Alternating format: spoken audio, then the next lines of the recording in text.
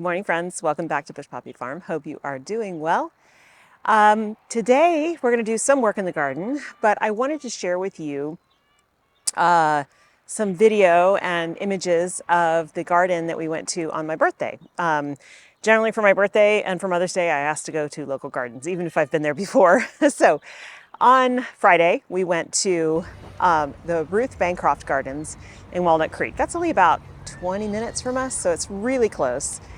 We've been there once before, and that was a few years ago. Kids were much younger.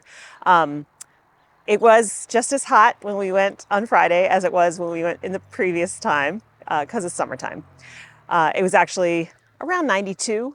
It was hot, but it was not so bad, and even though it was midday. So I wanted to tell you a little bit about the Ruth Bancroft Gardens. Like I said, this was our second time going there.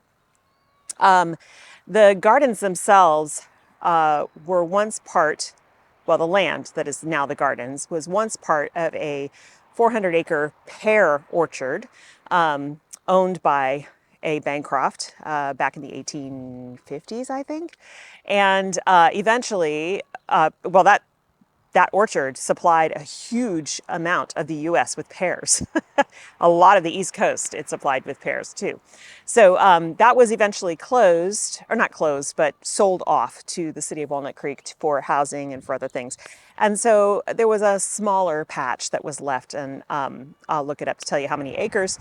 But that eventually went to Ruth to start her own large garden.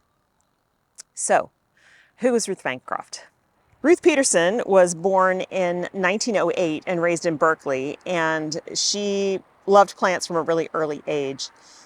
She studied architecture at the University of California in Berkeley, and while she was in college, the stock market crashed, and so she was trying to figure out what to do with her life and changed her major and graduated with a teaching degree. So when she was teaching home ec in Merced, she met her future husband, Philip Bancroft. And they married in 1939 and moved to the family farm in Walnut Creek.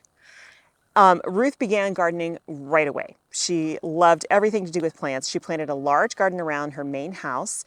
And in the late 1950s, she got her first succulent plant. It was an aeonium. And she quickly became really fascinated with these extremely drought tolerant and really cool, in my opinion, very prehistoric plants. And so she just started collecting them. And in 1971, the last walnut and pear orchard was cut down on the family property.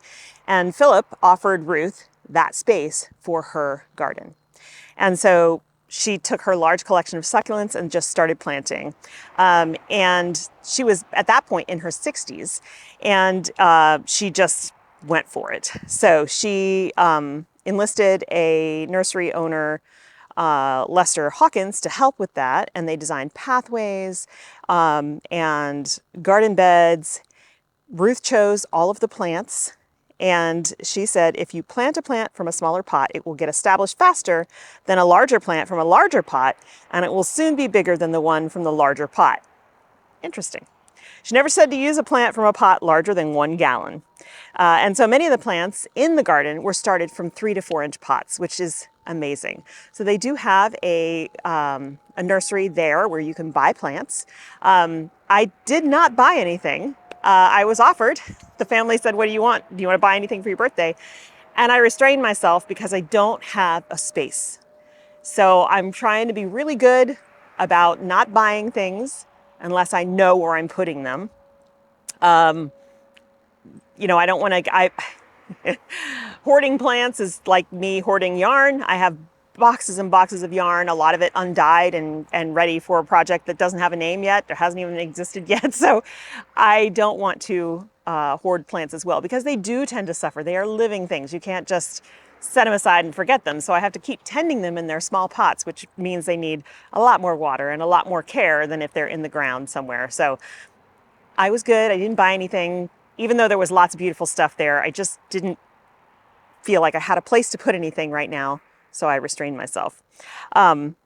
So this garden, as you can see from the images, is really amazing. Lots of little tiny pathways leading to little surprises. And while we were there, they were currently hosting local artists and their sculpture work in the garden. And so I included some of those pieces there as well. So it was a really fun time, very inspiring. I really love that desert look, but I couldn't live there.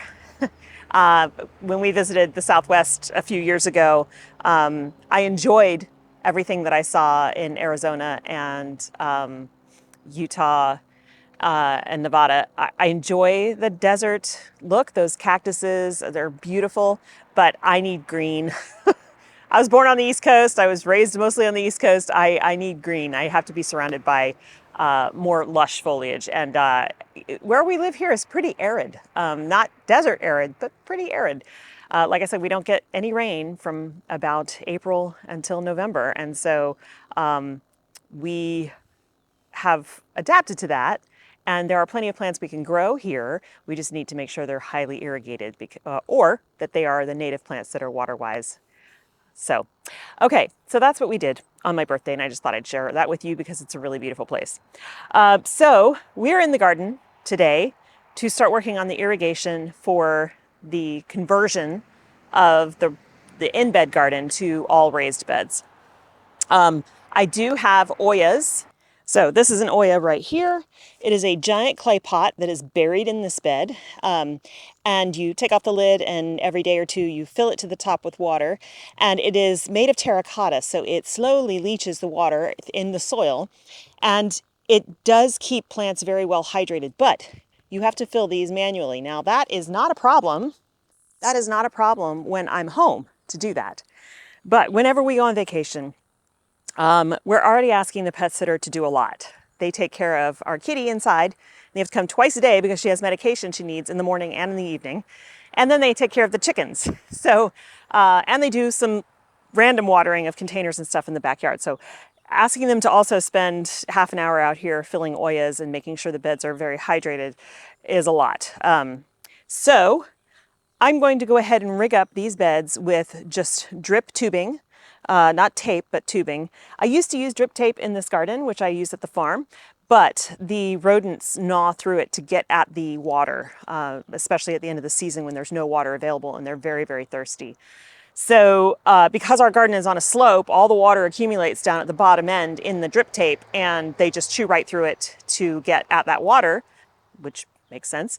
And so then we have lots of leaks everywhere and the irrigation stops working. So I've switched to drip tubing, which is not only thicker, but it doesn't tend to pool water like the tape does. And so we haven't had that problem since I switched. So I'm going to go ahead and put the tubing in this bed here. Even though it has Oyas in it, I need to order some parts to do the rest of the garden. And that was a bee that was clearly very interested in what I was doing. Didn't want to move too fast. She's gone. Okay, so the tomato garden beds here, and so we've got onions going to seed here. I don't want to mess with this until we are done harvesting all the tomatoes and stuff for the year, but then we will put 3 of the metal Birdie's raised beds here going this direction, leading to the central circle, and then there's 3 more on that end as well. That's going to be the plan for that, and I'll need to run irrigation to all of those. Now there's already irrigation in these beds, but I have to make some modifications so that the pressure is the same as it goes up the side of a bed and through the bed. So that's where the mainline tubing comes in. So this is mainline tubing. This is a 1/2 inch, I believe. Yes, 1/2 inch poly, and it's very thick. This is what carries the majority of the water, and then you poke holes in it and tap in your drip tubing. So this is 1/4 inch tubing. This is 100 feet of it, and I believe the emitters are every 6 inches. So you just poke a hole and there's a connector and you tap into this and this goes through your bed. So what I need to do is run some more of this. Currently there is a header, you can see it right here, running underneath the wood chips. It runs straight across the top of the garden here, and then I have hooked into it with solid tubing. This does not have emitters. That tubing carries the water down the garden where I can then attach the dripping tubing. So all I'm going to do here this morning is put a T-intersection here. These are going to stay because these are going to the tomato beds. So I'll put a T-intersection connection here, and I will run another line of mainline tubing all the way down the garden. And off of that tubing, then I can run either lines directly from it into the beds, which I should be able to do because it's got decent pressure, but what I'd prefer to do is put an elbow in, add a strip of mainline tubing, another elbow, and then a bit of mainline tubing to add the drip tube to the top. This is a Omnimagus. I'm just going to pull it up. So we'll see. I haven't yet decided which way I'm going to go. I've seen a lot of people just run the tubing. Don't do another mainline attachment. Just run it straight from the ground. It just is going to depend on how good our pressure is here. We have fairly good pressure at this bottom end because we are on a slope, and so the water tends to, use gravity, so it adds to the pressure. So I'll test it out. If I need to make adjustments and put in, a connection where I have more mainline tubing running up, then I'll do that. But at this point, I only have one T-intersection. I need to order more in order to make this first bed drip. So we're going to do that today. I will show you, after I just explained it, but I'll show you what I do and the parts that I've used. And you can see that it's really easy to set these kinds of things up. Now, the initial starting point is at one of our sprinkler valves, one of our irrigation valves. And at that point, I don't know what I'm doing. We have a professional come out and do those for us. We have multiple valves for this garden. I think there are 3. One for the vegetable raised beds that initially started, and then one for down here. And I think there's one for the fence line as well, where the hedge is. So I don't know what to do with those. But like at the farm, if you're just coming off a hose bib, there's easy connectors that you can do yourself. It's a timer, it's a pressure regulator, it's a filter that has a backwash regulator on it, and then the tube. And then you just run it to what you need. So it's actually really easy to set up this kind of system, depending on what you've got. So I would say go for it if you can, because it's fun and you get to control it completely how you want it to work. Okay, so here is my T intersection. It's going to go right here where all these ants are. Basically, it's going to join this side and this side and keep this line open. And then it's going to have a spot here where we can attach hose and go down the garden. So this is very easy to do, but we've been having issues with this line, so I really hope I'm not about to get sprayed in the face. Okay, so I'm just going to pull up this. I will rebury all of this line throughout the garden under the wood chips when we're all done. But I'm going to do it right about here, mostly because I want to be as close as possible to the edge of the garden so that the pathway is not on top of the irrigation. So we just need to do a simple cut. Oh good, I'm not getting sprayed.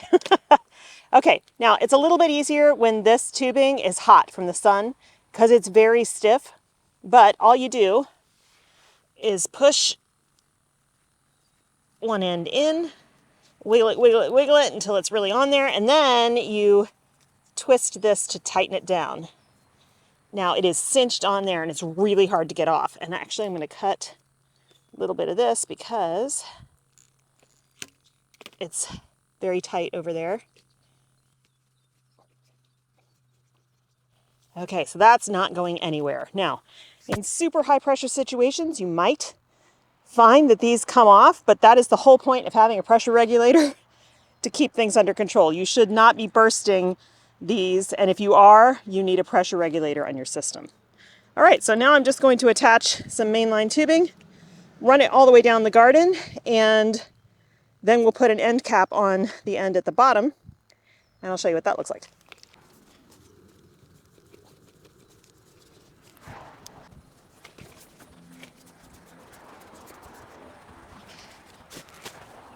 Okay, so hopefully you can see how now we can pull this a little bit closer to this bed, and we'll use land staples to knock it into place and keep it from moving. But it'll stay here. We'll run some lines off of it. Then it will run down the whole length here, and every bed that comes off, we can tap into this to feed it water. But for now, it's just gonna be carrying water because all of these are on their own irrigation. But it goes all the way down. I will be running something off of this main line for the round bed right here for while we're gone on vacation. And again, I'll bury all of this under the wood chips so that you can't see it and also we don't trip over it. But it will continue all the way down and feed all of these beds once they're all in place. I will do the same thing on this end because we have a bed here, we have a bed down there. This is the area that eventually I want to be the cat house. And so there'll still be ground stuff in here because all the artichokes, I'm not gonna put them in a raised bed. They're cut back for the year, but they'll get huge again on that end. But we'll have this raised bed. We'll have this area that will be either another smaller raised bed and the cat house or just a cat house. And then that raised bed. So I will run another mainline tube like I just did down this side to feed these beds. And then we'll all be set. But I still need to get a couple of parts. I need another T intersection for the top of this side, so I'll have to order those in advance. Now, in order to keep this from leaking, when the irrigation comes on next, we have to put an end to it. There has to be a cap. And so there's a couple ways you can do this. One, you can just cut it, fold it over, and duct tape it really hard. That works for a little while, but that does tend to, the duct tape tends to shred over time, and then you have a major leak. Or you can buy, and I don't have any on hand, that's why I'm doing this other method. There's a connector that looks like a figure 8. It's just a ring like this that are joined together. You slide the tube in one, you crimp it on the other side, slide it out, and then it stays crimped forever. And then the other option is to buy an end here, a hose end basically. So it has this end that you can open up if you want to, like if you want to flush the line. And in places where they use these systems to what's called fertigate, you put fertilizer through the lines. That's important because you want to be able to blow the lines out so you can have just regular water again. Okay, so that, and then this just works exactly like the T intersection did. You slide the tube on here and then you crimp it down. So that's what we're going to do here. My last bed is going to be roughly right here. So I'm just going to have this be the end, and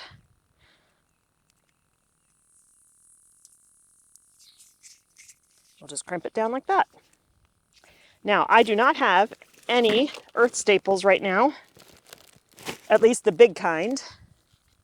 So I'm just going to weight it down with this sandbag and it'll be fine for now. Okay, next steps. So I've got my little kit here that has pieces, parts in it. I need to add some to it. These are something called goof plugs. You can end a line with these, or if you have places that get holes or whatever in your mainline tubing, you can pop this in and plug those holes. So I've got goof plugs there, and these are elbows, which are going to be used in this. So here I've got T intersections. This is all for the small 1/4-inch tubing. And we are going to need some elbows. And then these are just the straight 1-to-1, one end connectors. These are 1/4-inch barbed connectors, and they are one of the things that I use a lot. Okay, so all we do now is tap into this line for this bed, and to do that you can buy one of these punches, which work fine, but I really like this one because it really is easier to use. You just have to be aware of which side you punch on because it comes out from the blue side. So I always have to remember that. You can also remove this piece for larger tubing. So if you have, I think, 5/8 tubing, you can remove this piece and it'll fit on there just fine. So for this case, I'm going to do 2 holes one here where it's going to go up and run through the bed, and then another one where it's going to come back down. So it's going to be a closed system. That also improves the pressure in the line.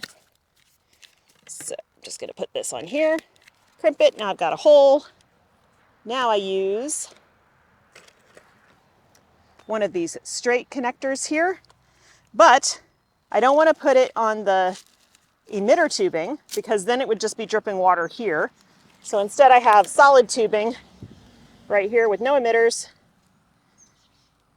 Just wiggle it on, do that.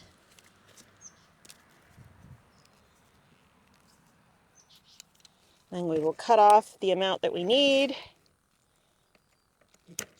Okay. Now I've got like this. All I have to do now is connect my emitter tubing.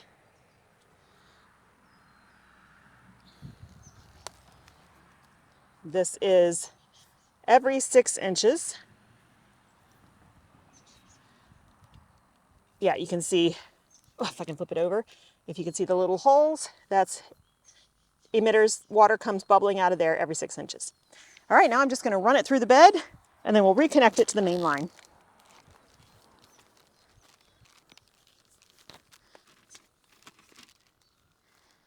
Now I'm just running 2 straight lines here, but you can run zigzags if you want. Because I have the Oyas in here, it helps have extra water, but it'll do just fine.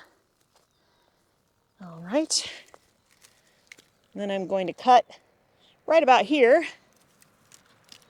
so I can reattach the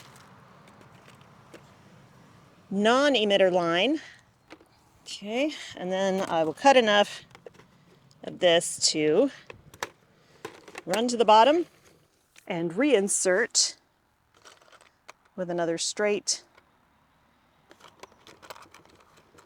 connector.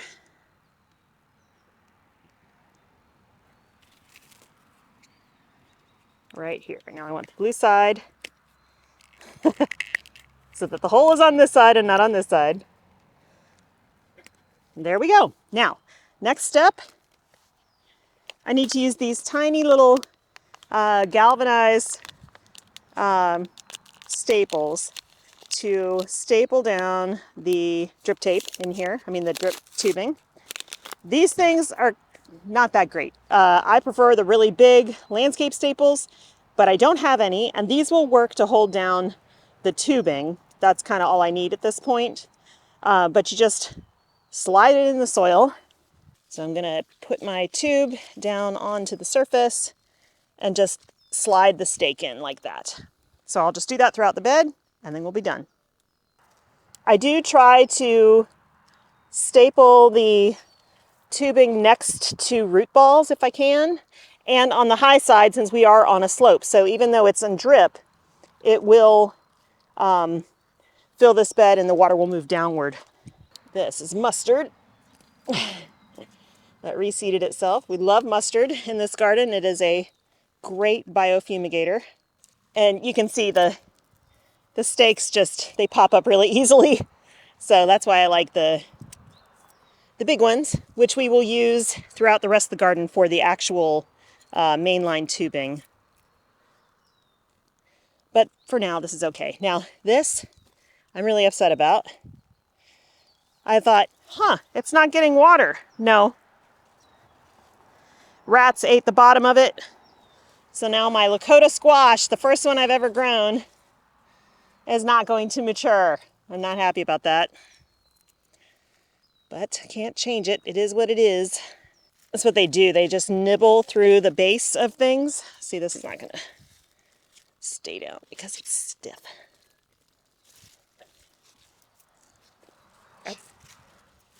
These guys are so pokey. I love zucchini, but I usually don't mess with it unless I'm wearing gloves. I'm too tender-handed. Okay.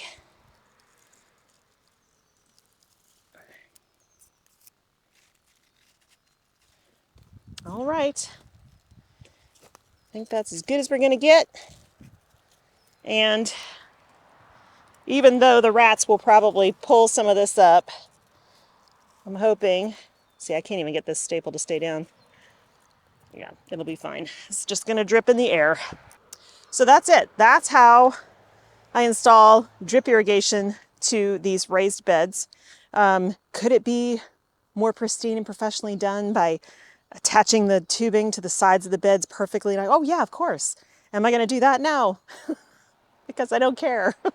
I just want water to get to my beds. The other nice thing about this tubing is that I can then cover these beds with the hoops and netting, and the tubing will just seamlessly go underneath the netting, no problem.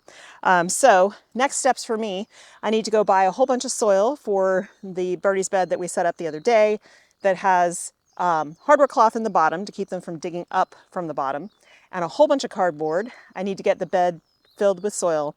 And I would like to transplant some things in that before we go on vacation. So we'll see. We have about 4 days, 3 days. So we'll see what we can get done in that time.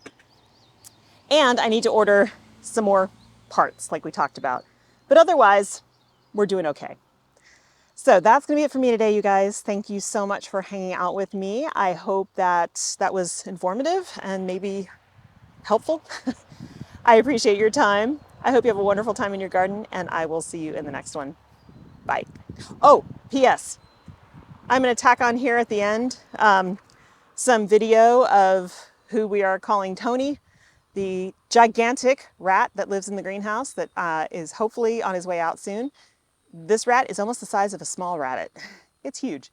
And every night he drags things around in there. All of my mouse traps and rat traps he drags around.